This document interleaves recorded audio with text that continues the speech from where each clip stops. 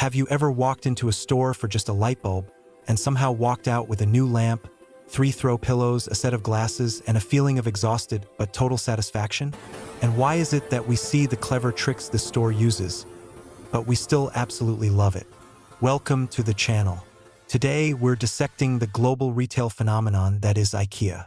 We'll uncover how a Swedish brand became synonymous with cozy living worldwide, explore the psychological tactics that make us spend more than we planned, and finally answer the big question. Why, despite knowing we're being gently manipulated, do we still adore it? If you ask people to name the first furniture store that comes to mind, the statistics are clear. IKEA wins hands down. This isn't just a retail chain, it's a global empire. With over 570 stores in 31 countries, annual revenue of $48 billion. That's more than Coca-Cola, and nearly 900 million visitors a year. Its scale is staggering. There's a running joke that you won't find a home in Europe without at least one item from IKEA.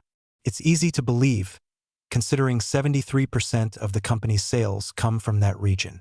The connection people feel with this brand is profound. It has woven itself into the fabric of our daily lives, becoming less of a store and more of a cultural touchstone for homemaking. So, what's the secret sauce?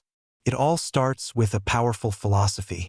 The Scandinavian design IKEA champions was born from Sweden's harsh climate and historically small, practical homes. This forged its core principles: minimalism, functionality, light colors, and an emphasis on brightness. IKEA doesn't just sell you a table or a chair. It sells you a ready-made outfit for your home. It's like Uniqlo, but for your apartment.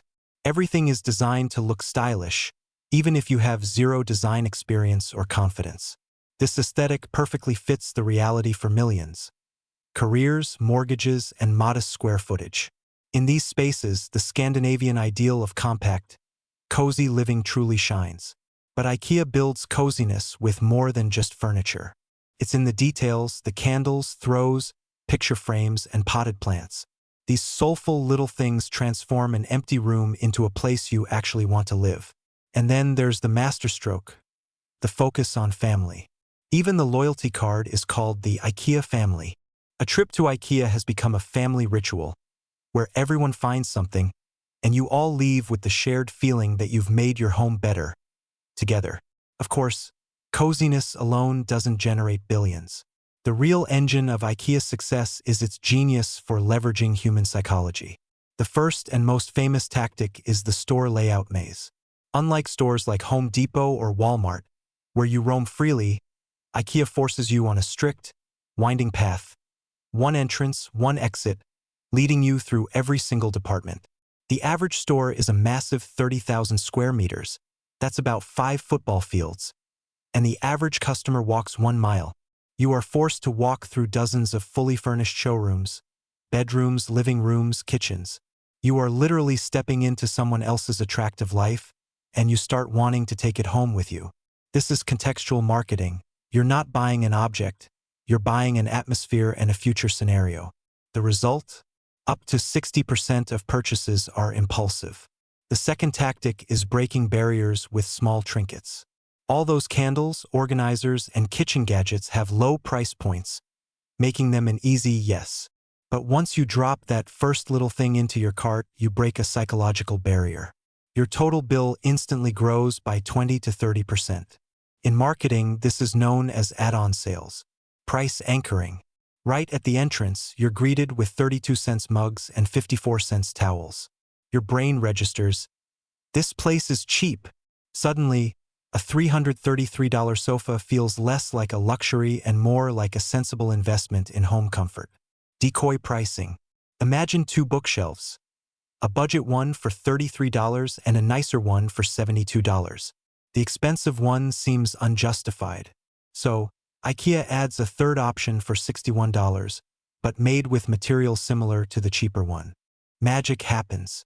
The $33 shelf now looks like a steal, and the $72 one doesn't seem so outrageous anymore. The middle option often exists not to sell, but to guide you toward one of the two extremes. The fourth tactic is the illusion of control. Little pencils and notepads are everywhere. You jot down item numbers, you make a list. Feels like a simple convenience. But firstly, It ensures you don't forget anything. And secondly, it triggers a powerful psychological need. The brain craves completion.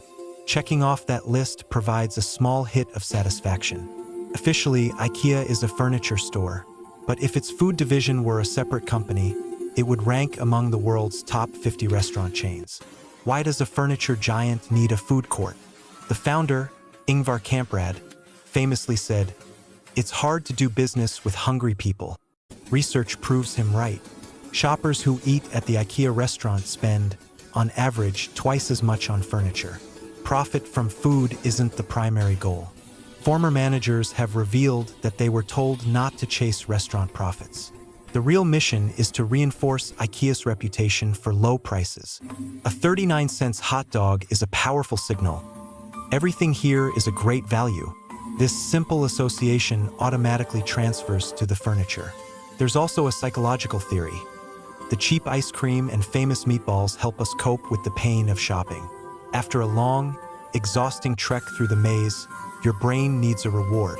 IKEA masterfully uses the peak end rule. We judge an experience based on its most intense point and its ending. A pleasant, affordable snack on the way out ensures you leave on a high note, the fatigue already fading. This brings us to the central paradox. We see the manipulation, but we still love IKEA. Why? First, there's the IKEA effect. This is a cognitive bias that makes us place a disproportionately high value on things we helped create. After you've assembled that bookshelf, battled the instructions, and hunted for missing screws, you feel a surge of pride and attachment to your creation. A Harvard Business School study confirmed this. People who built origami valued their creations 5 times higher than those who merely evaluated them. IKEA isn't just selling furniture. It's selling an achievement. Second, there's authentic value and a philosophy of affordability. Kamprad built the company for the many, not the wealthy. Low price is the starting point. Marketers first decide how much a chair should cost, and then designers and engineers figure out how to build it for that price. Even more impressive, many products get cheaper over time, not more expensive. The iconic Billy bookcase costs less today than it did in 1985, adjusted for inflation. The brand proves that good design and comfort can be accessible. Third, there's brilliant global adaptation. IKEA doesn't force one global template. It meticulously studies local habits. In Japan, you'll find low tables for tatami-style dining. In the US, you'll see large dining sets for big family gatherings. In Hong Kong, the focus is on space-saving, multifunctional furniture for tiny apartments. Yet, through it all, the core aesthetic of Scandinavian minimalism remains recognizable. IKEA speaks a universal language of coziness, but with a perfect local accent. So, where does the true magic of IKEA lie? Yes, its marketing is a finely tuned machine that plays on our emotions. The maze, the price anchors, the meatballs, it all works in perfect harmony. But let's be honest, marketing alone can't build decades of loyalty. This isn't hypnosis. If the core product were bad, no amount of tricks would work.